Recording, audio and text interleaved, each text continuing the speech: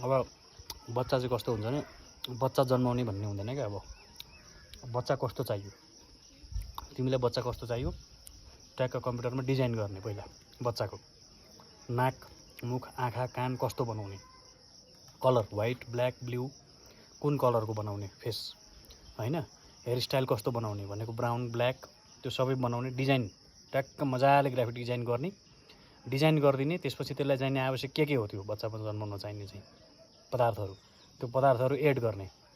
Add गरिदिइसकेपछि चाहिँ छोरा जन्माउने कि छोरी जन्माउने त्यो पनि प्रोसेसिङमा हाल्ने। प्रोसेसिङमा हालिदिएर चाहिँ अनि प्रोसेसमा राखिदिने। अब त्यो सर्टेन पिरियड हुन्छ। अहिले प्रोसेस गरेर भरे निस्किने होइन, फोटोकपी गरेर निस्क्यो जस्तो। फेरि त्यसको चाहिँ टाइम हुन्छ। जस्तो अहिले 9 महिना छ नि, त्यो 9 महिना भन्ने नहुनसक्छ, 3 दिन हुनसक्छ अथवा 3 महिना हुनसक्छ। त्यसलाई चाहिँ प्रोसेसिङ गरेर चाहिँ अन गरेर राखिदिने। त्यसपछि बच्चा जन्मिन्छ। अब त्यस्तो जमाना आउँछ। अनि तिमी बच्चा र बच्ची छोरा र छोरी भनेर बस्छौ। त्यही भएर तपाईँ प्रोसेसिङमा हुनुहुन्छ। Happy new year.